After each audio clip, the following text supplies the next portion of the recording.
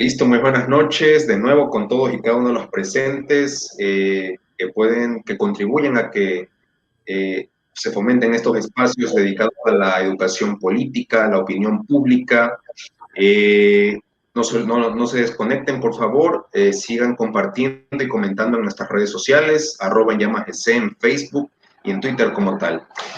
Agradecer a la doctora Miriam Estrada que tiene la gentileza de acompañarnos una vez más, con la cual nos va a ilustrar con sus conocimientos y con sus aportes respecto a estos temas que tenemos preparados esta noche para ustedes, querida audiencia, para que puedan tener un criterio y que puedan ustedes sacar sus propias conclusiones como tal. Doctora Estrada, ¿cómo le va? Un gusto. La CNL escucha. ¿Qué tal? John, buenas noches. Muchas gracias por darme esta oportunidad.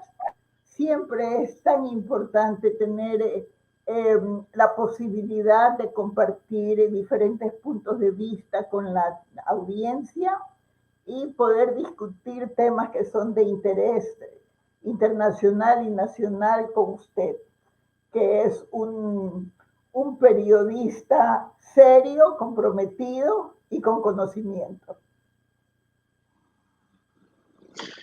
Correcto, estimada Miriam, le agradezco mucho por sus palabras, aunque soy politólogo en formación, me dedico a generar opinión pública y a comunicar más que nada ante la audiencia, pero le agradezco infinitamente por sus palabras. Tenemos muchos temas para comentar, mi querida doctora Miriam, pero quisiera hacer una pequeña pregunta, así solo un breve comentario suyo. ¿Cuál es la lectura suya, la reacción que le deja a este acontecimiento que, como ya es de conocimiento público, dejó conmocionado al Ecuador, que fue la muerte del presentador Efraín Ruales? ¿Qué lectura o reacción le deja a usted como tal?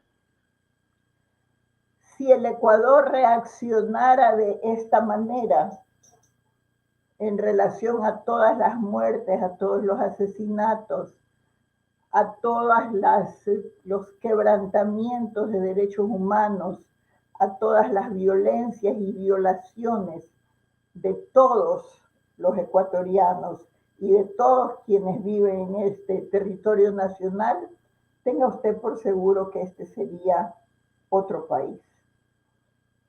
Mis respetos profundos y mis sinceras condolencias a la familia del señor, a quien no conocí jamás, ni en persona, ni a través de la televisión, pero su muerte solamente puede llamarnos a la reflexión. ¿Qué es lo que concita la atención del pueblo ecuatoriano? ¿Qué es lo que llama la atención, el comentario, la indignación, los gritos de justicia? ¿El acto en sí mismo o la persona en contra de quien se comete? Porque ajusticiamientos hay todos los días, varias veces al día. Asesinatos hay varios, todos los días. Una mujer es asesinada cada 72 horas en este país. Y no veo yo ni la conmoción nacional, ni el escándalo, ni las declaraciones, ni los llantos, ni los gritos, ni los requerimientos de justicia, ni las exigencias de que se actúe con mano dura, etcétera, por nadie más que por las personas que suelen entretenernos y adquieren cierta fama por su juventud, experiencia, simpatía y demás. Si esto fuera por todas las personas y por aquellas personas serias que tratan de trabajar por Ecuador o por los otros países, si tuviéramos reacciones de esta naturaleza por las decenas de defensores de derechos humanos, para ponerle un ejemplo de otro país, que son asesinados en Colombia, esta sería otra América Latina. Esa es mi muy objetiva conclusión, porque obviamente, y así lo reconozco, no estoy ligada de manera afectiva a la persona. Para mí este es un hecho objetivo, ¿verdad? Pero sí hay una diferencia. Y eso estoy segura que no deja de dolerle a las otras personas. a los otros padres, a las otras madres, a los otros amigos, ¿verdad? Que no ven que sus deudos merecen la atención ni de las autoridades, ni de las exactoridades, ni de las posibles autoridades. Se toma un hecho lamentable, duro, doloroso, nada más doloroso que una persona joven como esta por delante que sea asesinado de esta forma, nada más doloroso que alguien con toda una posibilidad de una vida para desarrollar desaparezca en un acto de esta violencia atroz. Pero esto es un reflejo de lo que sucede en nuestra ciudad, en nuestro país. Y esto es el espejo en el que nos miramos todos los días, aunque la mayoría de las veces ni nos vemos ni vemos a los otros. Las candilejas nos atraen. La realidad normalmente hace que cerremos los ojos y miremos para otro lado. Esa es mi reflexión, John. Correcto, estimada Miriam. Bueno, ahora igual quisiera retomar algunos temas de coyuntura nacional después, pero me gustaría abordar el plano internacional en este momento. La semana pasada, para ponerlo a consideración de la ciudadanía, asumió un nuevo gobierno en Estados Unidos, el del demócrata Joe Biden. Hay una serie de conjeturas como tal en torno a este tema, estimada Miriam, porque antes de que él tomara la posesión, ya lo abordamos con usted la última vez que estuvo aquí, faltaba que se lo certifique como tal el Congreso, y el día que le tocaba precisamente certificarlo, ocurrió una turba que fue al Capitolio e impidió que se certificaran los votos, se generó un revuelo político, uno de los congresistas hizo referencia a la cita de Franklin Roosevelt de que ese día se ha recordado como una infamia, como tal, que viviera en la infamia. El presidente Trump se sumó a la lista de presidentes de que no asistió a la transmisión del mando en 150 años. La última vez fue Andrew Johnson, que no asistió a la de Ulysses Grant. No le entregó el boletín con los códigos nucleares tampoco, que fue un tema muy tedioso a distancia, decía un portal, una nota en la BBC. Pero Richard Haass, en Council on Foreign Relations, decía de que ahora, con la nueva administración de Biden, en sus primeros decretos ejecutivos, lo que ha hecho es dar o revocar las acciones de Trump en el sentido de que había aplicado una doctrina de withdrawal, que era una doctrina de retirarse de todos los convenios internacionales que Estados Unidos había suscrito a lo largo de estos 70 años desde que se creó Naciones Unidas en el 45, después de la Segunda Guerra Mundial. Y entre las primeras acciones estaba el famoso Acuerdo Climático de París, al cual volvió Estados Unidos como tal, que se reintegra al Consejo de Derechos Humanos de las Naciones Unidas, de regreso al Acuerdo Nuclear con Irán, de regreso a UNESCO, de regreso al Tratado START, que es el Tratado de Reducción Estratégica de Armas con Rusia, que era una negociación que se estaba llevando a efecto, retornar al Acuerdo Transpacífico también, que se retiró el presidente Trump, una serie de decretos ejecutivos que ya ha venido implementando la actual administración. Entonces, le pregunto a usted, estimada Miriam, ¿se podría considerar que la administración de Biden es un retorno al multilateralismo como tal? ¿Es más de lo mismo? ¿Cuál es el futuro de Estados Unidos de cara al nuevo gobierno como tal? Yo creo que para la determinación de la naturaleza resulta obligatorio recordar el recorrido no solamente del presidente Biden, sino también de quienes lo acompañan en este supuesto retorno al multilateralismo. Digo supuesto. ¿Y por qué digo supuesto? Una cosa es firmar decretos, regresar aquí, regresar allá, ¿verdad? Aceptar el tratado START, que es algo que les conviene extraordinariamente a los norteamericanos, porque sabemos la superioridad científica y armamentística y nuclear que en este momento ha alcanzado Rusia. Otra cosa es regresar al cambio climático que ha sido firmado, pero hace falta ratificar.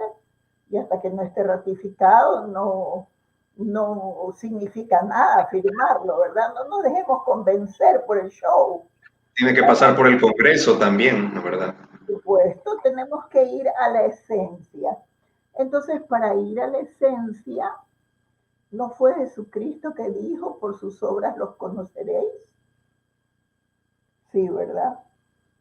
Fue Jesucristo que dijo, por sus obras los conoceréis. Bueno, el presidente Biden, actualmente un octogenario, ha pasado los últimos 50 años de su vida política apoyando guerras, invasiones, actitudes de desestabilización de gobiernos extranjeros. La última, la invasión a Irak y el bombardeo de Kosovo, que fue el primer bombardeo que ocurrió en Europa después de la Segunda Guerra Mundial, o sea, de 45 años a 90, puedo imaginarse todo lo que esto significa. Él ha sido un firme defensor de una política de agresión y de una política de guerra. Entonces, dice que es necesario tener una buena relación con Rusia. Yo creo que cualquier persona inteligente diría tal cosa, y yo pienso que para haberse mantenido tantos años en el Congreso, el presidente Biden es una persona inteligente. Pero del dicho al hecho hay mucho trecho, se decía cuando yo era muchos años menor, para no señalar mi edad. Del dicho al hecho hay mucho trecho. Vamos a ver de lo que dice, qué hace, cómo lo hace, porque paralelamente a decir que es obligatorio y que no hay que dejar, que hay que parar estas niñerías y estas tonterías, ¿verdad? Y estas ridiculeces, get serious, dice en inglés el presidente Biden, ¿ah? En relación a Rusia, al mismo tiempo se están pasando supuestas manifestaciones que pasan en Rusia en contra de una persona que está protestando, se pasan a diario y se filman a diario en Rusia y se pasan en los Estados Unidos interpretados desde el punto de vista de los analistas norteamericanos que no están siguiendo la política del presidente Biden, o a lo mejor la siguen, nosotros no sabemos.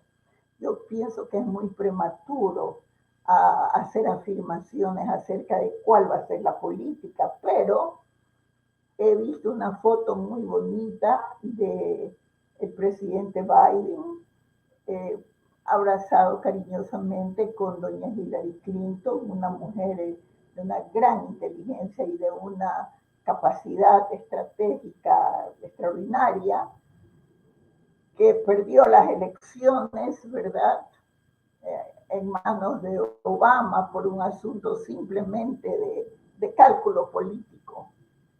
Se refiere a las elecciones del 2008 en las primarias demócratas, ¿no? ¿Verdad? Se refiere a esas elecciones. El presidente Bush había dejado tan mal parado a los Estados Unidos en frente de todo el concierto internacional que era necesario darle algo al mundo que lo estremezca, ¿verdad? Y qué mejor cosa que un presidente afro-norteamericano como el presidente Obama. Obviamente ese mismo impacto no se hubiera logrado con una mujer, con un presidente mujer o con una presidenta, como usted quiere utilizarlo de acuerdo a las reglas de la Real Academia de la Lengua. Ese impacto hubiera sido imposible de lograr con una mujer, y sabemos que el sistema electoral de los Estados Unidos es bastante especial. Puede ser que se gane con el pueblo, pero no se gana con el colegio electoral, ¿no? Como fue el caso precisamente de Hillary Clinton, que perdió con el colegio electoral, habiendo ganado con el pueblo. Y cómo nos convoca a analizar de manera muy seria el hecho de que el presidente Trump perdió estas elecciones con el pueblo, pero el número de sus votantes en comparación a aquellos con los que ganó su presidencia creció exponencialmente, ¿verdad? De tal manera que en este momento los Estados Unidos son un país sumamente dividido.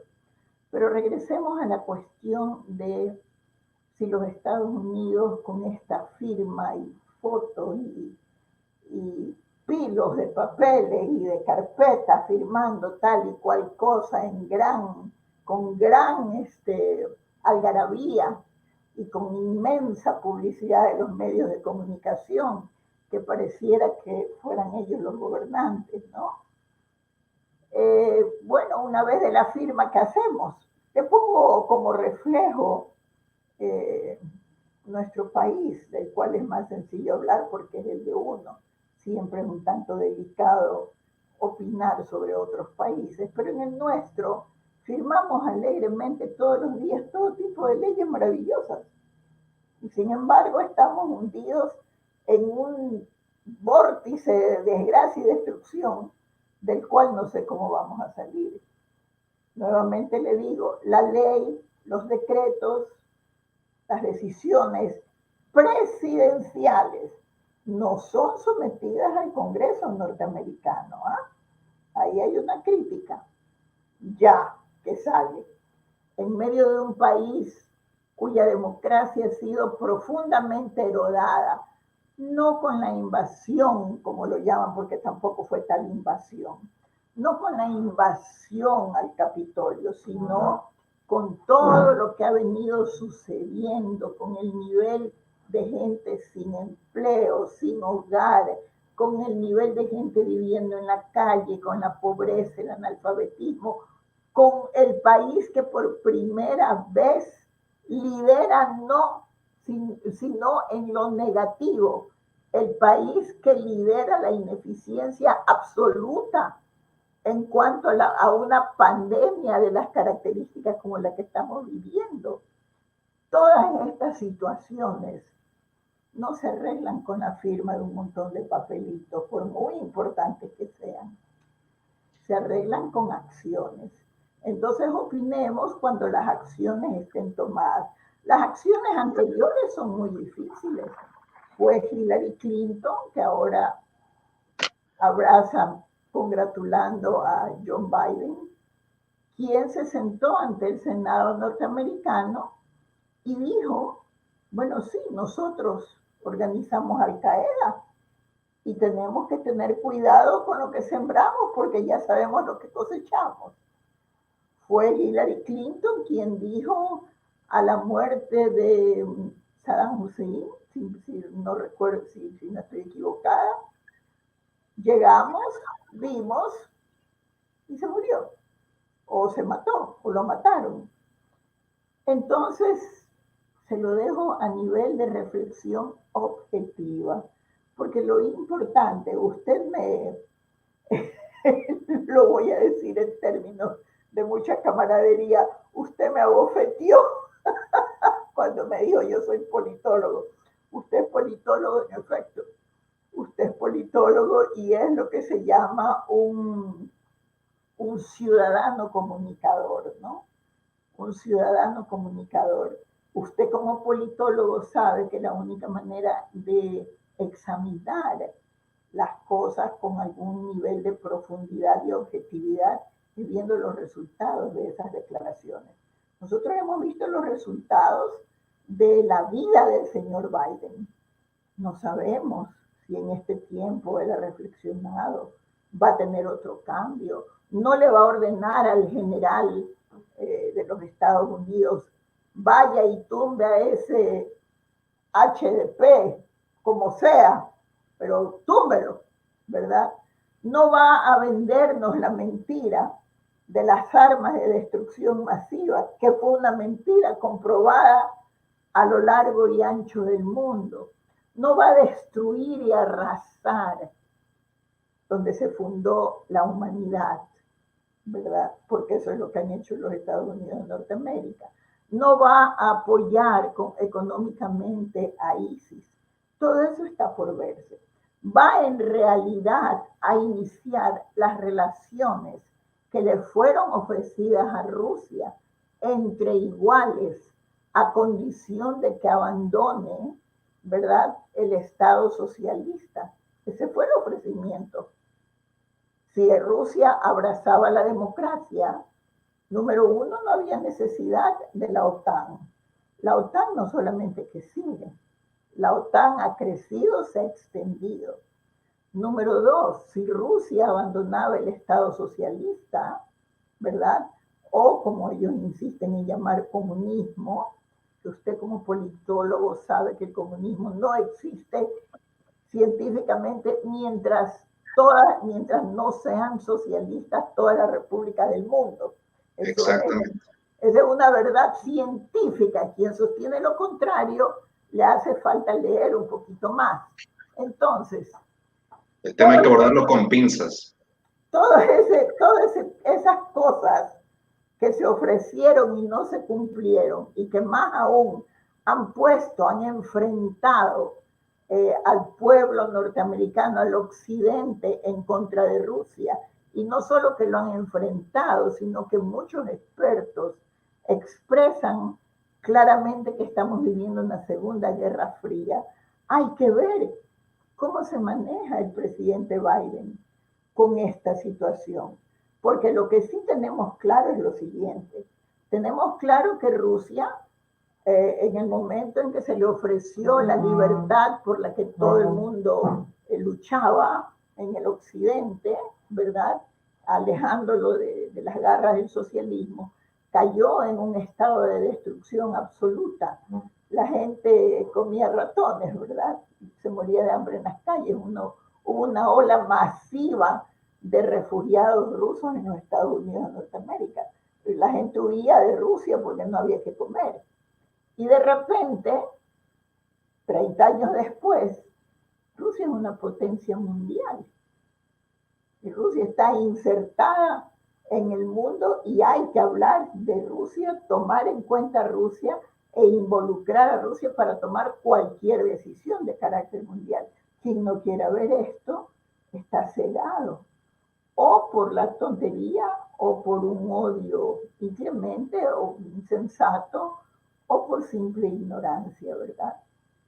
El hecho es que los rusos en este mismo momento, que no han iniciado 7 guerras como han iniciado justamente los demócratas, el presidente Trump tiene eso a su favor, que es interesante. Él no inició ninguna guerra. El presidente Obama inició 7, peor aún, perdió 7, destruyendo el Medio Oriente y muchos otros países, ¿verdad? Interesante para analizar de cara a la firma de los papelitos, ¿no? ¿Qué va a pasar ahora? ¿Cuál va a ser la política que se va a seguir? Yo creo que se comete un error muy grande y sería una ligereza de mi parte decirle a usted, pero por supuesto, con la firma, con esto, con lo otro, vamos a entrar a un estado de multilateralismo. No, esperemos las acciones, allí discutimos. Por las acciones, me atrevo a hacer un pronóstico negativo. Por las acciones pasadas, por la historia, repitiendo las palabras de Jesús, por sus obras, mi pronóstico es negativo, pero también pienso que la gente puede en último momento cambiar, sobre todo cuando se está tan cerca de la muerte. Y a los 80 años todos estamos un poco más cerca de la muerte, aunque obviamente uno puede vivir, y esa es mi esperanza, más de 100 años, pues entre la posibilidad de que yo viva 10 o 20 años más y que usted los viva, usted tiene más posibilidades que yo en lo científico, ¿verdad? Así que creo con eso haberle contestado su pregunta, John. Correcto, estimada Miriam. Solo para terminar el tema de Estados Unidos, le quisiera hacer una pregunta.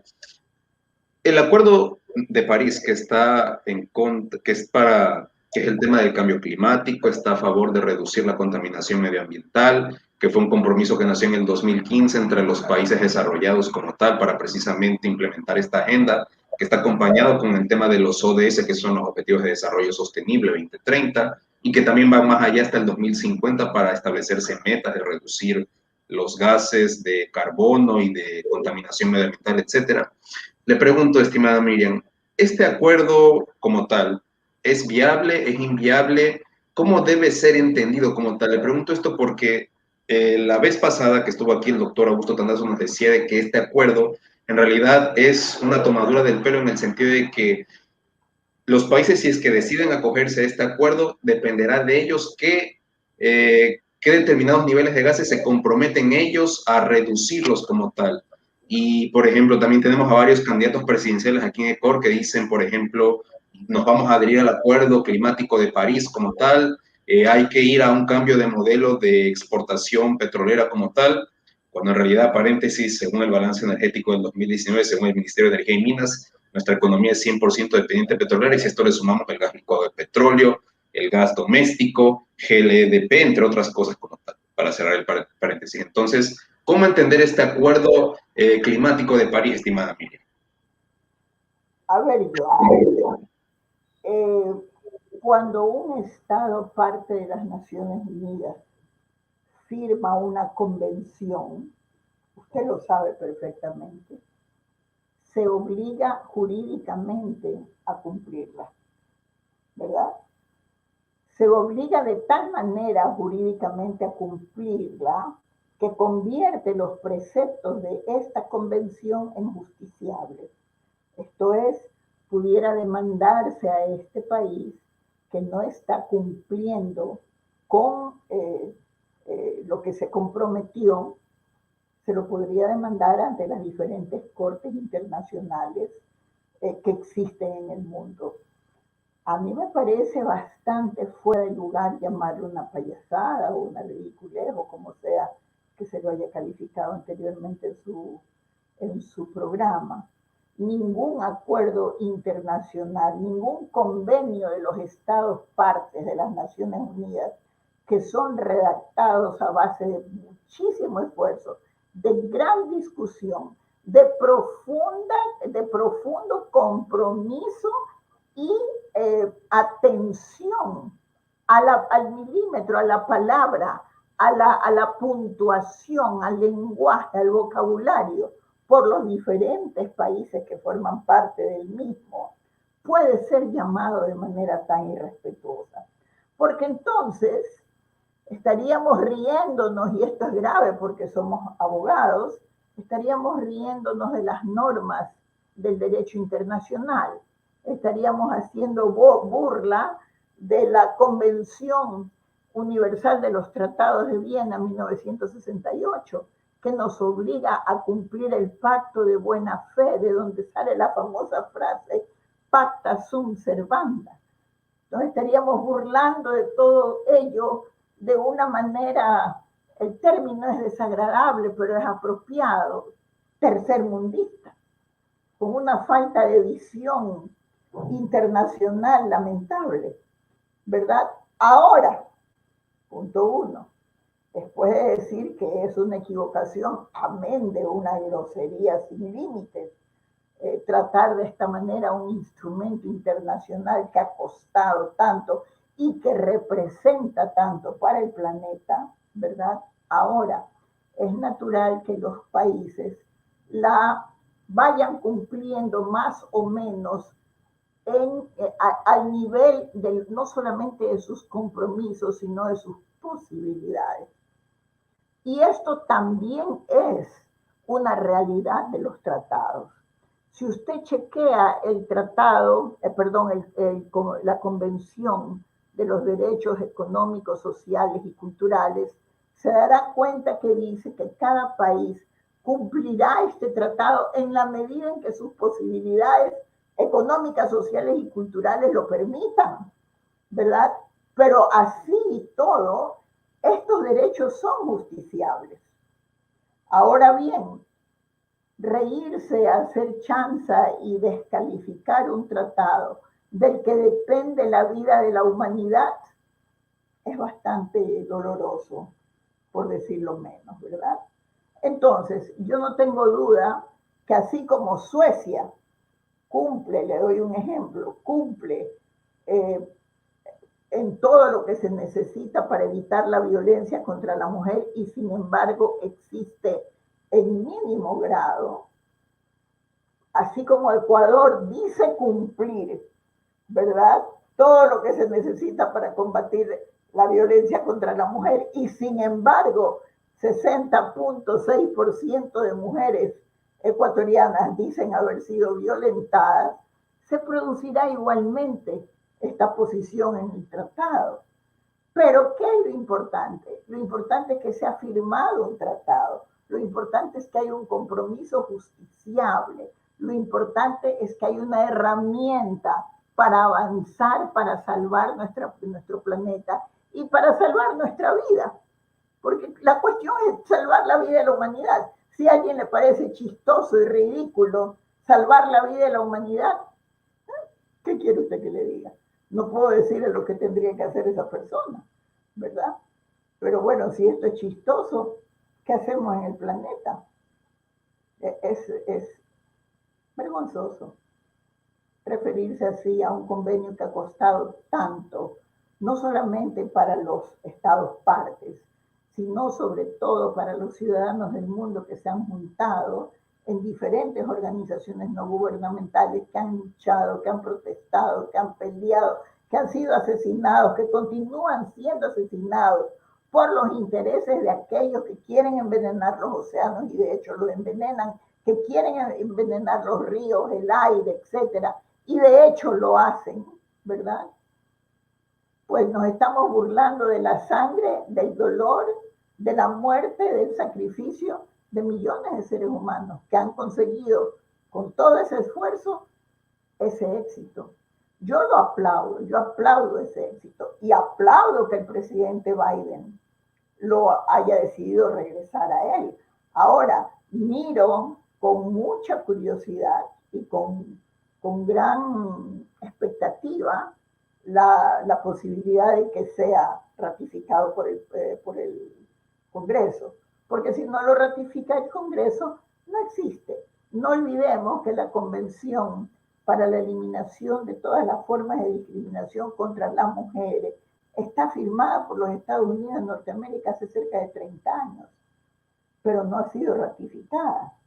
No olvidemos que los Estados Unidos de Norteamérica es el único país de 192 estados partes de las Naciones Unidas, el único país que no ha suscrito ni ratificado la Convención por los Derechos del Niño. Entonces tenemos que tomarnos, una vez escuché a un alumno mío decir, hay que tomarse una ubicatec, y me pareció una expresión maravillosa, bien folclórica, pero fantástica. Debemos de tomarnos una ubicatec, sobre todo en conocimiento, más aún si se sigue, usted es politólogo, yo soy abogada, usted ama la política, yo idolatro la ley porque la amo con toda la fuerza de mi vida, aunque la ley es política y la política se mezcla con la ley, ¿verdad? Son superestructuras de la sociedad. Pues bueno, para mí es una ofensa. No sé usted qué piensa. Bueno, estimada Miriam, si bien es cierto en los acuerdos internacionales lo que se necesita es voluntad política y más que nada que se demuestren con los hechos, como usted mismo lo dice, por sus obras se los conocerá. Entonces, pero hay algo que me hace un poco de ruido porque siempre hay intereses económicos detrás y esto ha sido histórico, lo ha estado siempre en cada país, en cada periodo como tal. Y, o sea, no sé si el Ecuador en este caso esté preparado como tal para suscribir ese acuerdo y si vamos al plano legal como tal, por ejemplo, aquí en Ecuador hasta el día de hoy no se lo ha como echado abajo este famoso Tratado Bilateral de Protección de Inversiones, que es el que lastimosamente Ecuador lo tiene y permite que las empresas de afuera como tal vengan acá bajo, qué sé yo, inversión extranjera, operaciones, etcétera, etcétera, etcétera, vengan, por ejemplo, a, qué sé yo, tratar de disfrazar sus verdaderas intenciones con, qué sé yo, concesiones, implementar proyectos, etcétera, etcétera. Y es por eso que a la final en las instancias internacionales el Ecuador termina perdiendo. Caso de ello, por ejemplo, fue Chevron, que valiéndose de este tratado bilateral de protección de inversión fue que el Ecuador tuvo que pagarle más de 1.000 y pico de millones de dólares como tal en ese sentido. Entonces, Me parece que es un tema sumamente profundo y estructural que tiene muchos matices y es como que sí tiene que analizárselo como tal en ese sentido, particularmente en el ámbito de los intereses de las transnacionales en ese sentido. No sé qué le parecerá a usted. Nos pongamos, yo con todo respeto le digo melodramáticos. Ecuador permite todo lo que le es beneficioso a un grupito determinado. Todo. Lo vemos todos los días en las noticias, ¿verdad? No permite absolutamente nada que dañe los intereses de este grupito, sea este el que sea, porque también se turna, ¿verdad? Es una especie de la rueda de la fortuna a quien le toca en un momento determinado, con todo respeto para los señores candidatos que hacen sus mejores esfuerzos para convencernos, pues utilizando desde ofrecimientos extraordinarios hasta estrellas del cine y la televisión, entre otras, ¿verdad? Para no llegar a la degradante camiseta o libra de arroz. En Ecuador todo pasa y no pasa nada. Pero aquí hay una verdad que es absoluta. Hay dos grandes emisores de los gases que están liquidando la vida en el planeta: Estados Unidos y China. Punto. Punto. El resto, al pie de estos dos gigantes, no existimos a nivel de la emisión. Contribuimos como cuando a un gigante le pica una hormiga, ¿verdad? Entonces aquí lo que se tiene que balancear, y esto es lo que la gente persiste en no darse cuenta. La gente persiste, usted me va a disculpar, en mirar este vaso, esta taza, y decir, esta es una taza. Sí, esta es una taza. Pero ¿qué significa esta taza? Esta taza Ir a lo de fondo. del trabajo, de gente, de especialistas, de artistas, está hecha de barro, producción nacional, está pintada, estuvo el alma de un artista, de un diseñador, representa trabajo, representa posibilidades, representa crecimiento. Pero si yo quiero decir esto es una taza, pues ahí me quedo. Esa es nuestra desgracia. Nos quedamos en que es una taza. Me encanta el ejemplo que usted pone, estimada Miriam, porque esto precisamente lo comenté hace un par de semanas y yo usaba, por ejemplo, este teléfono, por ejemplo, que les decía a la audiencia, esto es un teléfono, nada más puede ser, pero ¿qué les dijera que esto puede cambiar paradigmas culturales, pueden generar empleo, pueden hacer transacciones, pueden hacer post, tendencias, un montón de cosas? O sea, y le decía a la audiencia que esto es un ejercicio de materialismo dialéctico, en el sentido de que hay que ir más allá, o sea, del lado del cristal como tal, y ampliar el panorama para que tengamos una mejor perspectiva de las cosas. Usted tiene que mirar los problemas de manera universal. Y ese es uno de los grandes problemas que tiene el Ecuador, sus políticas y su población. Ven, punto uno, las cosas de manera absolutamente particular, de modo particular. Y lo que es más, ven las cosas de manera inmediatista, cortoplacista e individualista. Esto me gusta, esto me llevo. Esto me gusta, esto yo hago, esto yo acepto, esto me conviene bien, el resto no me importa. Hasta que tengamos esa actitud, hasta que no entendamos que el Ecuador no se termina en el volcán Pichincha ni en el río Guayas, seguiremos siendo un país del sur, para no llamarlo como nos llaman los especialistas en postcolonialismo, un país subdesarrollado en niveles lamentables. Así estamos calificados en los estudios de los señores que se dedican en el norte a estudiar a estos países que no han logrado, en cuántos años, desde 1830, no han logrado tener un nivel de desarrollo medianamente aceptable, sino que cada vez más hunden a su población en la desesperanza y en la desventura. Déjeme hacerle un comentario al respecto. Australia y Argentina, cuando comenzaron a levantarse como país, a hacer presencia en el ámbito internacional, pues Argentina estaba mucho más arriba y más alto que Australia. Mire dónde está ahora Australia y mire usted dónde está Argentina. ¿Qué primó allí? Allí primaron los intereses personales, el sentido de jefe de hacienda, de jefe de pelotón, los golpes militares, el abuso, el quebrantamiento de los derechos humanos, el robo, la corrupción, la degeneración, la perversión. Acá hubo disciplina, hubo lo que se llama accountability, es decir, hubo gente que tuvo que responder por sus acciones. Yo le pregunto a usted, por favor, John, alégreme la vida, ¿quién responde por sus acciones en este país? En un país donde uno de los sinvergüenzas que se escapa le manda a la ministra responsable el brazalete y un ramo de flores. Somos un país García Marquiano, con todo el respeto y el cariño que se le puede tener a Gabriel García Márquez. Su imaginación se quedó corta ante las cosas que tenemos que vivir a diario, por lo menos los ecuatorianos, que saltamos de un escándalo al otro. Hoy día este pobre joven que ha sido asesinado es noticia en todas partes. Todo el mundo ha llorado, todo el mundo ha sufrido, todo el mundo ha recordado lo maravilloso que fue. No tengo duda que así fue. Pero ya nos olvidamos de aquella que fue asesinada estando embarazada y torturada 1 hora delante de la policía que estaba paralizada sin saber qué hacer. Y todo un gobierno mirando en primera fila por televisión cómo iban a asesinar a esta mujer hasta que en realidad la mataron. Ya nos olvidamos de eso. ¿Alguien se acuerda de los periodistas que fueron asesinados al norte, en la frontera norte? Ya no son noticias, por lo tanto se acabó. Entonces, ¿alguien se acuerda? Oiga, estimada Miriam, sí, sabe que en diciembre del 2020, y esto lo comenté justo antes de que usted entrara, por ejemplo, el asesinato de Patricio Mendoza, que era el candidato asambleísta, fue asesinado hasta hace poco, o sea. Pero por favor, John, ¿alguien se acuerda de la muerte del prefecto del Guayas? ¿Qué pasó con todas las acusaciones, con todos los horrores que se vivieron antes de la muerte del prefecto del Guayas? No pasó nada.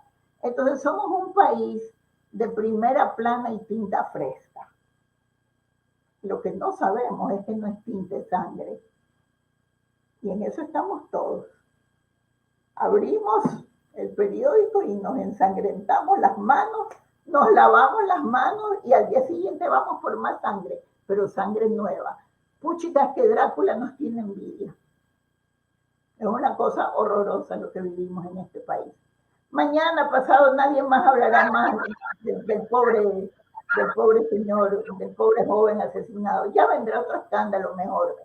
Con este escándalo nos olvidamos completamente del escándalo que ha protagonizado, que es prácticamente un genocidio, el ministro de Salud. Ya nos olvidamos. ¿Por qué? Porque acá viene un escándalo con cosas más novelescas, con cosas más de telenovela, pero ya nos olvidamos.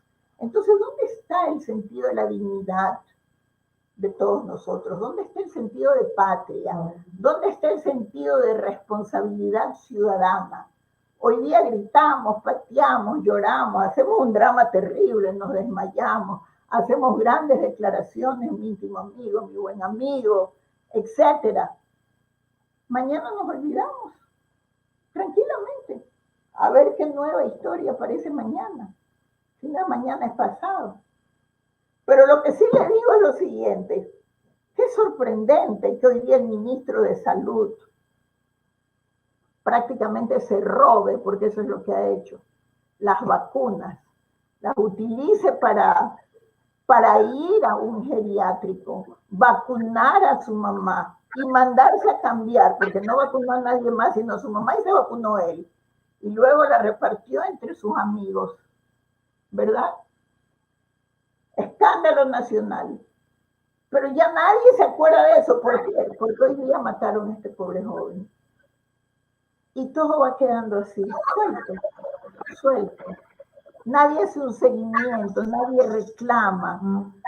Y aprovecho en este momento, porque sí, me hizo volver a tener esperanza algún tipo de esperanza en el país, cuánto felicito al defensor del pueblo, ¿ah? Cuánto felicito al defensor del pueblo que armado de cuestiones de carácter, de argumentos jurídicos, pidió la destitución de este señor.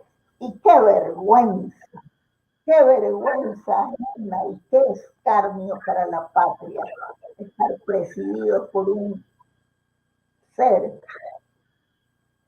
que contesta ante semejante aberración. Yo lo apoyo. Oiga, no solo eso, sino que ahora salió a decir de que que él no es político, que difiere ahí, que esto no, o sea, se justificó en vez de hacer un mea culpa o reconocer, hacer un ejercicio de autocrítica. Y le quiero ampliar el panorama, estimada Miriam. Ayer en una entrevista en NTN 24, que es una cadena de Colombia, el secretario de gabinete Juan Sebastián Roldán hizo una declaración que literalmente nos dejó como condorito. Él reveló que el presidente de la él reveló que el presidente de la República ya se había vacunado la semana pasada, sí, lo dijo entre risa y entre ironías, que ya se había vacunado. No se ríen de las cosas que hacen. ¿No ve la otra señorita que se supone que es la directora de la comunicación pública? Yo estoy en Washington, muerta de la risa. Yo no sé cuántas vacunas van a llegar. Yo estoy en Washington. No, y que era un alivio tener las 8,000 vacunas, que la gente se queja y todo, o sea, minimizando el debate público. Ecuatorianos somos. ¿A dónde van cuántas vacunas? 7,000. Al grupito, como le dije cuando comenzamos la entrevista. Pero esto no es, bueno, este es el consuelo de los idiotas, me disculpa usted la expresión dura. Esto no es solamente de Ecuador. Esto también, acabo de leer que igual pasa en España, ¿verdad? Parece que el coloniaje nos dejó solamente las cosas negativas, porque en España ha habido un escándalo semejante. Primero se vacuna el gobierno, como que sin ellos nosotros estuviéramos perdidos, cuando es justamente al revés de la ecuación, con ellos estamos destruidos, ¿verdad? Ellos se salvan la vida primero. ¿El pueblo qué importa? ¿A quién le importa el pueblo? ¿Quién se para y le dice al Ecuador, señores, necesitamos estas vacunas? Usted está viendo la diferencia de lo que pasa en Alemania, por ejemplo. Hay aquí un reconocimiento para el presidente Biden. Inmediatamente, vacunas. Inmediatamente. ¿Por qué? Porque si tú eres presidente, si tú eres el gobierno de un país, tú eres el responsable directo de lo que pasa en ese país. No es como este ser que funge de presidente, que dice, yo no sé, falsifican la nacionalidad de Sánchez, yo no tengo nada que ver. Usted tiene todo que ver. Si usted es el presidente, usted es el responsable de lo que sucede en este país. Yo no soy político, no tengo nada que ver, qué pena, ¿no? Entonces con eso, pero como nadie protesta, como nadie toma las acciones que debería de tomar, como todos están metidos en la danza y en el baile, excepto unos cuantos a los que hay que rendirles todo homenaje y ofrecerles toda solidaridad, obviamente nadie dice nada, ¿no? Esa es la verdad. Ahora, ¿hasta cuándo va el pueblo a soportar este tipo de situación? Ahí es donde se equivocan. Eso le iba a decir, o sea, estamos esperando a que venga la desgracia para recién tomar cartas en el asunto, o sea, y la gente normaliza estos escándalos que deberían asustarnos o sorprendernos y permanecemos impávidos, o sea, hago mea culpa también, estimada Miren, o sea. No, esto es igual que esta taza recibiendo una gota y otra gota y otra gota. Mañana no se va a rebosar, pero se va a rebosar. No mañana, tal vez no pasado, tal vez no la próxima semana, pero se va a rebosar. Y si yo cometo el error de ponerla sobre mi computadora y olvidarme, cuando ya la vea rebosada, la computadora está destruida, estarán muertas las teclas, el sistema, todo. Si seguimos por donde vamos, eso va a pasar. No mañana, No pasado, pero pasará. Simplemente porque es científico, tiene que pasar. Esas son las leyes científicas de la sociedad, las cuales o ignoran o de una manera criminal, absolutamente criminal, se desentienden las personas que manejan nuestros destinos actualmente. Es mi opinión. Totalmente, estimada Miriam. De hecho, citando a algunos expertos viejos sabios, por ejemplo, Andrés F. Córdoba decía que se puede tostar granizo en la política, Manuel Agustín Aguirre decía que esta es una economía de parches y retazos, y Benjamín Carrión alguna vez decía que este es un país dado al diablo, y otro que no me acuerdo decía que cómo es posible que la gente viva entre volcanes, refiriéndose a la primera misión geodésica francesa que visitó acá nuestro país en sí. Bueno, usted me tocó un tema muy interesante, mira, en el ámbito nacional y eso le quiero preguntar a usted. ¿Usted cree que peligran las elecciones como tal, que ya de aquí a la próxima semana ya todos los ecuatorianos estamos llamados a votar por presidente, vicepresidente, asambleísta nacional, provincial, pero resulta que en esta semana y la anterior, el consejero Enrique Pita y Luis Verde Soto manifestaron al país de que aún no están listas las papeletas de parlamentarios andinos y decían de que esto lo van a poner para la segunda vuelta como tal. Entonces, yo traté de inmiscuirme en esto porque créame que aquí, alguna vez Richard Martínez, exministro de Finanzas, decía que la legalidad, la realidad superó la legalidad, pero yo siempre trato de argumentar con la gente. Exacto, entonces yo siempre trato de citar la fuente, pues datos oficiales y documentos y hablar con la ley en la mano, que era lo que decía Jaime Arqueros, para tratar de ilustrar a la gente. Entonces, ¿qué me enteré? Que, por ejemplo, el Código de la Democracia decía, por ejemplo, en el artículo 89 de que las elecciones de presidente, vicepresidente, parlamentarios andinos y asambleístas van a ser el día de la primera vuelta electoral. Por lo tanto, en la segunda vuelta solo va a ser para presidente y vicepresidente.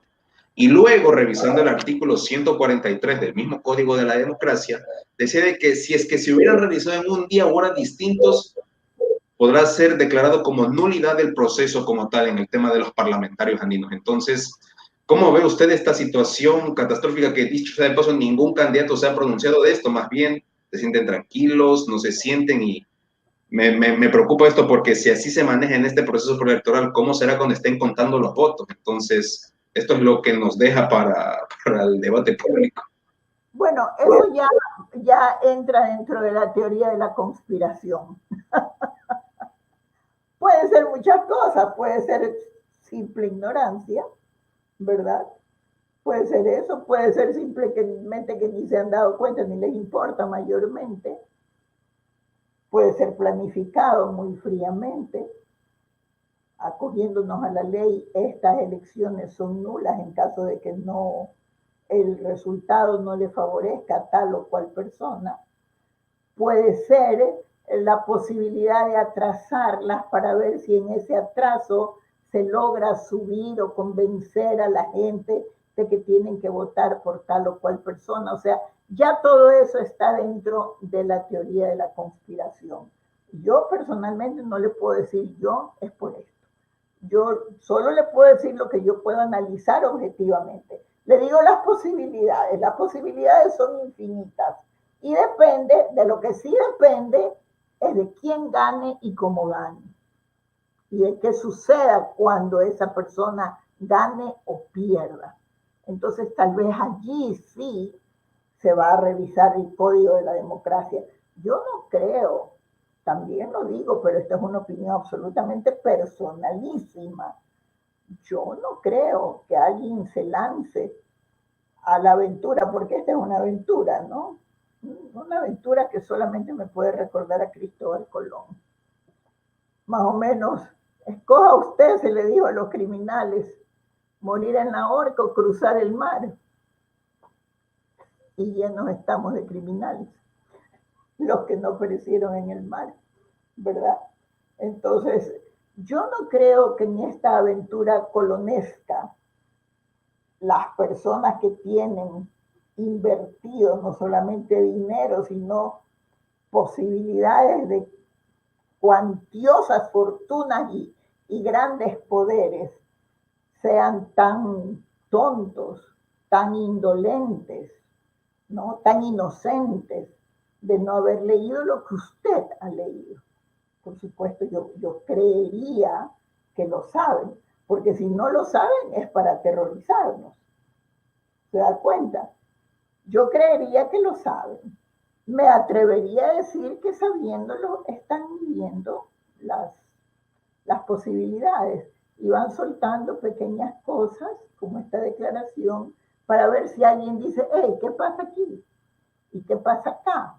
Pero los candidatos, o al menos los que no están en este pacto, pues no lo oyen porque están todos centrados en ganar el último voto, el último minuto, ¿no? Podría ser. Pero nuevamente me reafirmo, esto está dentro de la teoría de la conspiración. Yo no le podría decir a usted esto es lo que va a pasar. Me preguntaba hace poco, justamente antes de que gane el presidente Biden, discutíamos en otro foro con un abogado penalista y preguntó el conductor, ¿cree usted que va el presidente Biden a perdonar al señor Assange? ¿Verdad? Haciendo uso de esa capacidad. Yo le digo, no puedo especular, pero toda la situación nos hace entender que esto no va a ser posible. El abogado que estaba conversando al otro lado conmigo dijo, pues ahí se equivoca la doctora, y yo estoy seguro que lo va a perdonar. Y dije, bueno, pues no hay más que esperar los 3 días. De hecho, no lo perdonó, perdón, el presidente Trump. A lo mejor Trump quiere salir con un gran disparo de gloria.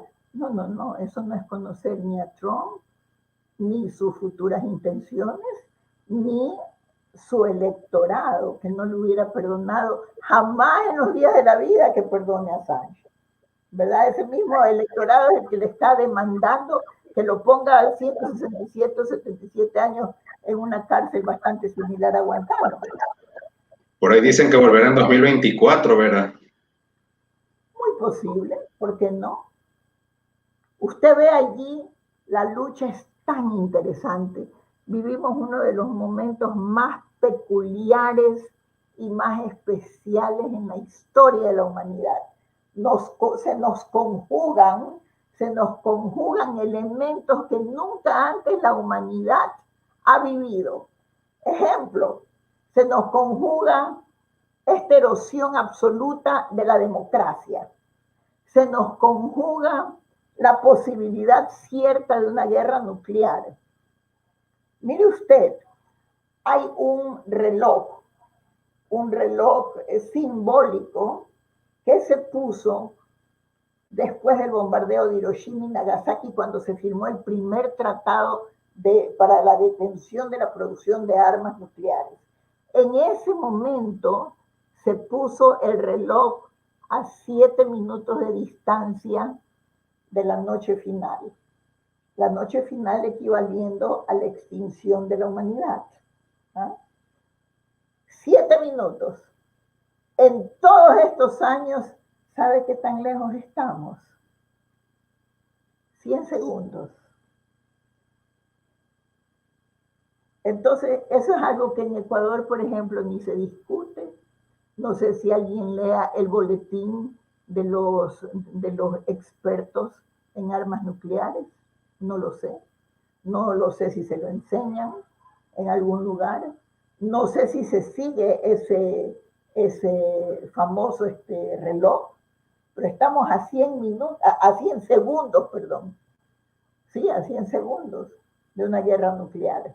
Cuando habíamos comenzado en 7 minutos en 1945, después de que los Estados Unidos bombardean Hiroshima y Nagasaki, cuando ya se había fundado las Naciones Unidas.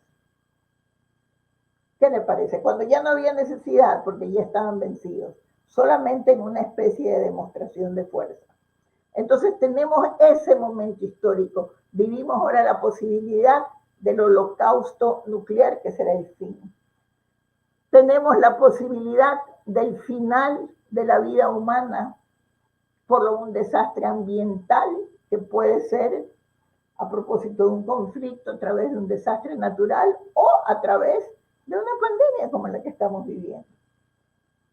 Y tenemos la profunda erosión de la democracia marcada por 3 ejes brutales: la corrupción, la persecución a todas las formas de disensión.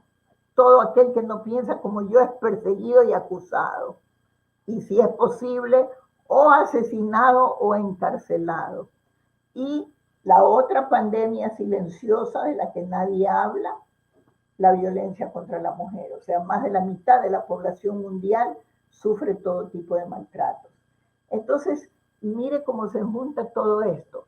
La democracia en este momento no es que se tambalea, es que hace pininos para mantenerse. La vida humana no es que esté en peligro, es que pende de un hilo para continuar. Y nosotros no somos conscientes de los peligros que enfrentamos y seguimos repitiendo lo que nos venden ahora los dueños de las grandes multinacionales que se dedican a la comunicación. Twitter se atreve a cerrarle una cuenta al presidente de los Estados Unidos de Norteamérica. No importa que sea Trump o cualquier otra persona. Hablamos del presidente de los Estados Unidos de Norteamérica. ¿Quién es Twitter para cerrarle la cuenta? ¿Quién es YouTube para cerrarle la puerta? ¿Quién es Google? ¿Se da cuenta? ¿Qué piensa al respecto de ello? ¿Cuál fue su reacción en aquel momento cuando se le cerraron todas? Facebook, Twitter, hasta YouTube le cerraron. Bueno, los Estados Unidos han peleado toda su vida, han mandado al sacrificio, a la guerra y a la muerte a toda su juventud por decenas de años, por buscar la libertad política, la libertad de expresión, la libertad de disensión. Y ahora ellos mismos cometen tal cosa. ¿Cuál va a ser mi reacción? La de una profunda indignación. Primero un shock. ¿Cómo es posible? Pues no fue una cosa del gobierno. Entonces esto, pero lógicamente cualquier persona que siga una lógica de pensamiento entiende que el señor Biden hará lo que las grandes transnacionales, el Deep State, los grandes intereses económicos que están atrás de él, le digan que haga. Si pueden, por favor, la cadena Fox, no sé si usted notó, John, estaba hablando el presidente de los Estados Unidos de Norteamérica. Todo lo que usted quiera. Se lo puede acusar de todo lo que usted quiera, pero es el presidente de los Estados Unidos de Norteamérica. De eso no se lo puede quitar nadie. Porque hasta que el señor Biden no fue declarado y juramentado, el otro era el presidente.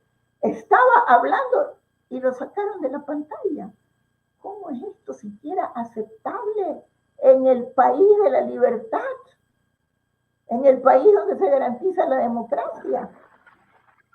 Totalmente inaceptable. Entonces, hemos visto una película. Hemos visto una película en Technicolor, en pantalla panorámica, con gente blanca y rubia, de lo que sucede en nuestros países, al mejor estilo de lo que ellos mismos, como nos llaman, de las famosas repúblicas bananeras. Así se atrevieron a escribirlo, además, ¿verdad? Faltándonos totalmente el respeto. Y no hubo un presidente en el mundo que diga, señores de la prensa, refiéranse de esa manera a ustedes mismos, que tienen hombres utilizando cachos de vikingos y demás, entrando al Capitolio, que es un lugar cerrado, es un lugar sagrado. O sea, ¿cómo nos acusan a nosotros de república bananera? ¿O son ustedes un reflejo de lo que nos han obligado a hacer durante toda nuestra historia republicana? El círculo se cierra, John. Cuando el círculo se cierra, la situación es sumamente peligrosa. Eso no lo ven los fanáticos, porque hay fanáticos. Así como hay fanáticos de extrema izquierda, hay fanáticos de extrema derecha. Los dos son terriblemente peligrosos. Porque sí, de lo que se trata en la vida es seguir la enseñanza de Aristóteles, ¿no? encontrar el medio preciso que llamaba la mitad de oro. Eso ya no pasa en el mundo. Estamos enfrentados. Ojalá la humanidad conserve su vida. A mí me interesa. Me interesa por mis hijos, me interesa por mi nieto. Totalmente, estimada Miriam. De hecho, me hizo acuerdo una frase que dijo Jaime Roldós hace años, que él decía de que los radicales de los extremismos quieren traer al escenario ecuatoriano un dilema que no es el nuestro. Él decía de que por un lado se habla de o dictadura o democracia, o del otro lado o revolución o status quo, o lo uno o lo otro. Entonces, vemos cómo se repite la historia y qué curioso este tipo de escenarios como tal. Y lo más importante es que no aprendemos de la historia, ¿no? Ni de la personal, ni de la nacional. Y volvemos y repetimos los mismos errores. Es tan interesante si la gente pudiera hacer un análisis de lo que ha sido la vida política nacional a lo largo de todo este tiempo, porque parece que el Ecuador hubiera existido solamente desde hace 14 años. Yo no encuentro un analista que se vaya más atrás y que diga, esto ha pasado con el Ecuador a lo largo de su historia, ¿verdad? Yo concuerdo con todos los partidos políticos que dicen, basta, ya no más, necesitamos un modelo nuevo, pero un nuevo modelo, pues yo, no una versión refacturada, maquillada del mismo modelo que nos ha llevado a estos últimos 14 años. Eso es lo que necesitamos, absolutamente un nuevo modelo. Y le voy a poner un ejemplo que creo que no sé si se lo dije en nuestra conversación anterior. ¿Cuántos años tiene usted, John? Para no decir mi edad. Yo tengo 21, estimada Miriam. Usted tiene 21 años. Ah, ¿quién lo diría? Y tiene el cabo de ellos, y no blancos los cabellos. El alma yerta y fría. Espero que no. No, porque usted es pura pasión. Usted tiene 20 años. Pero dígame una cosa, John. Si usted pretende en este momento ponerse esa ropa que le quedaba, voy a utilizar las expresiones de los jóvenes, esa ropa que le quedaba chévere, con la que se lo veía pinterísimo, guapísimo, a los 16 años, ¿le entraría ahora? ¿Podría ponérsela ahora? Es probable, en términos de estatura. ¿Le quedaría igual? No, no necesariamente. No, no le queda igual. Por allí se va rebosando, ¿no? Esa es la sociedad, John. La sociedad es como un ser humano, es un ente. La sociedad va creciendo, la sociedad va desarrollándose, la sociedad va avanzando. Ese desarrollo, ese avance, ese subir, ese ir más arriba, ese extenderse, ese incorporar, ese incluir, la va haciendo crecer. Entonces el traje que le sirvió en 1900, en 1950, en 1980, en 1990, ya no puede. Se hace liposucción, queda flaquita, divina, con una cinturita así, se va a poner el traje que le sirvió 20 años atrás. Ya no le queda, porque es otra. Entonces, esta que es una norma elemental de la política, o como dirían en inglés, 101 politics, ¿no? Elemental, básica de la política, no la comprenden los candidatos. Y esto es gravísimo. Y continúan haciendo y diciendo y usando, vamos a decir, continúan vistiéndose como en 1950, 60, 70, 90 y 2000. Clichés y tienen la mirada anclada en el pasado. ¿Ah? Y esta sociedad nueva, estos votantes que representan más del 60%, porque se puede votar desde los 16 años, más del 60% son jóvenes. Estos jóvenes miran todo esto y no comprenden. No saben qué les pasa a estas personas. O no les interesa la política, estimada Miriam. No, la miran con cierto desprecio, porque dicen, ¿qué le pasa? Claro, Sí, sí. Lo Pero estoy diciendo desde una vivencia absolutamente personal. No, yo tengo problemas con mi iPad y estoy ahí en una luchadera, ¿no? Mi nieto tiene 6 años, la agarra y me dice, ¿qué te pasa? Que no puedo, es así. ¿Tú, te, ¿Tú cómo sabías? Porque es así. Un niño de 6 años, ¿no? En contra de alguien que tiene 70, ya tengo que decir la edad, ¿verdad? En contra tenemos 64 años de diferencia y él me gana. Lógico que me gana, porque una vez más, como dice Khalil Gibran, viven en el mundo del mañana que nosotros no podemos visitar ni aun en sueños. Entonces, esos que viven en el mundo del mañana, esos son los que van a votar. Y para esos no hay mensaje ni hay respuesta. Por lo tanto, o se abstienen o no van o votan por un candidato que puede poner al país en una situación terriblemente grave. O, quién sabe, la gran interrogante, o quién sabe, ¿se da cuenta? Es tan interesante este momento que vivimos históricamente hablando, tan interesante. Haré un voto público de que Dios me dé vida para poder ver en qué termina esto. ¿Qué pasa? ¿Qué pasa cuando se pierda, cuando se gana? ¿Quién gana? ¿Quién pierde? ¿Cómo pierde quien perderá? ¿Y cómo gana quien ganará? ¿Y qué harán una vez que estén en el poder cualquiera de aquellos que están opcionados a la presidencia de la República? Vamos a ver. Siempre vivir la vida es un reto y está llena de sorpresas, algunas terribles como la canción aquella de, no sé, soy tan mala para esos Juanitos, ni sé cuánto, ¿no?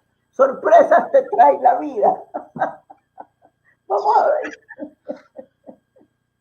totalmente, estimada Miriam, créeme que nos ilustra con sus conocimientos, no solo a mí, sino también a la audiencia en general, para tener un criterio y tratar de ir a lo de fondo, como siempre les he dicho a la audiencia, ir a atacar a las causas más no a los efectos y tener una idea clara y no ver solo de un lado del cristal como tal, y no ser maniqueístas y no ser sesgados, retrógrados, sino que más bien practicar el pluralismo ideológico, intercambiar ideas, innovarlas, que eso es lo que siempre procuro decir a la audiencia como tal, que haya convivencia más no competencia como tal, que siempre es lo que les menciono a la audiencia. Yo me conformaría con que ¿Mm?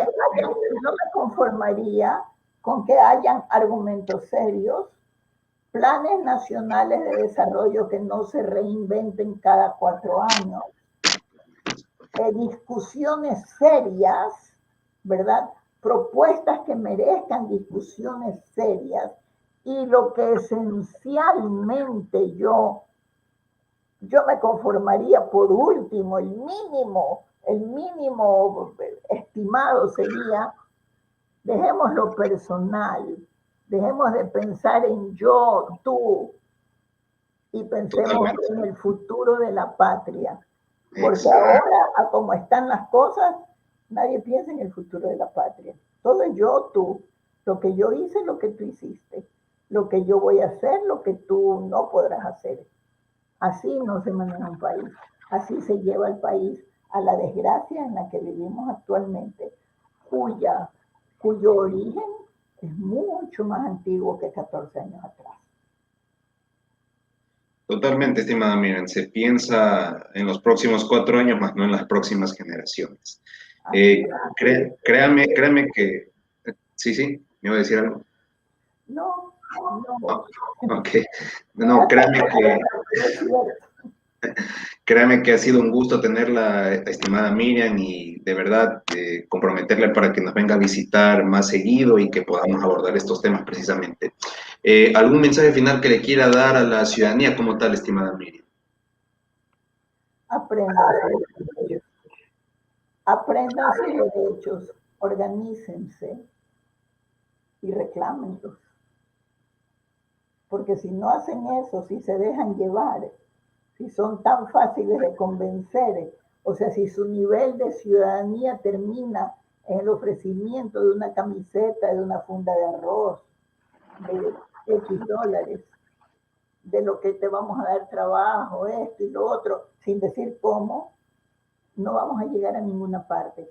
Pero si se organizan como ciudadanía, si se educan como ciudadanos, si conocen sus derechos y si saben cómo reclamarlos, entonces podríamos dar un salto a una mejor organización democrática, que es la que queremos para todos.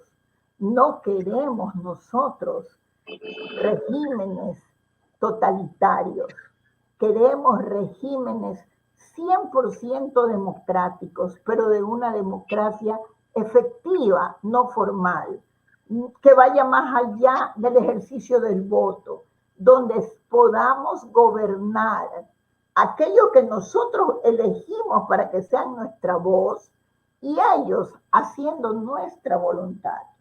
Que dejen los señores que son electos con nuestro sudor y mantenidos con nuestro trabajo, de convertirse en reyesuelos, en príncipes y en condes de quinta categoría, y se acerquen a ver las necesidades del pueblo y las resuelvan. Tal vez allí podamos empezar a reconstruirnos como país. Ese es mi mensaje. Ojalá sea recogido, si no por los actuales, por los jóvenes al menos. Pues yo pienso que la verdadera esperanza yace en los jóvenes en estos momentos. En los jóvenes de su edad. En los jóvenes de su edad, en los jóvenes que hacen el esfuerzo que usted hace para poder hablar, para poder decir, sin estridencias, sin poses, pero con la verdad en la mano. Lo felicito por ese camino. Adelante. Es un camino duro, es un camino de mucha lucha, pero es un camino de, así se hace patria, John. Así como le está haciendo usted. Y me congratulo tanto de ello y lo felicito. Correcto, estimada Miriam, de verdad, muy agradecido por sus palabras, de verdad, alientan el espíritu para que sigamos adelante en este ejercicio democrático de libertad de expresión para poner a consideración de la gente estos temas de interés nacional y someterlos a debate público para fomentar educación política y que puedan tratar de conocer estos temas como tal. Y entender que la política no es mala, eso les decía en mi otro mensaje.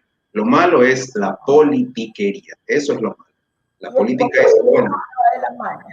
Y el populismo va de la mano. Totalmente. Estos... Es populismo. Exactamente, estimada Miriam. Estos romanticismos, caciquismos, caudillismos, populismos, que todavía forman parte de nuestra cultura, de nuestra viveza criolla particularmente, ¿no? ¿Verdad? Que hay que ir superando y superando más que nada aquello que nos divide. Ese es mi mensaje final y agradecer una vez más a usted, estimada Miriam, a la audiencia que nos sigue y que hace posible estos espacios. No olviden compartir y darnos like, seguirnos en nuestras redes como Periodismo en Llamas. Estamos como @enllamasec en Twitter y Facebook y en el canal de YouTube Periodismo en Llamas. Estamos aquí cada semana, los martes y jueves. Y eso, que Dios los bendiga a todos, a usted, estimada Miriam, y nos vemos en la próxima. Nos veremos. Felicitaciones.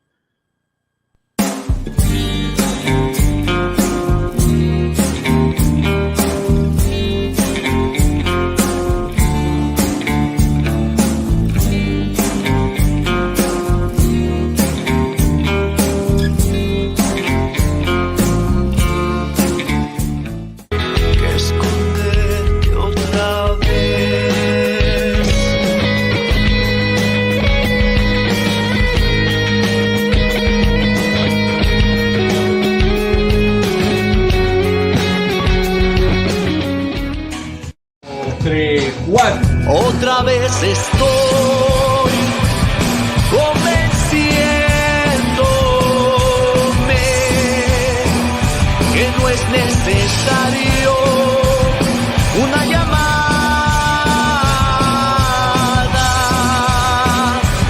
que me resista nomás a esta silla.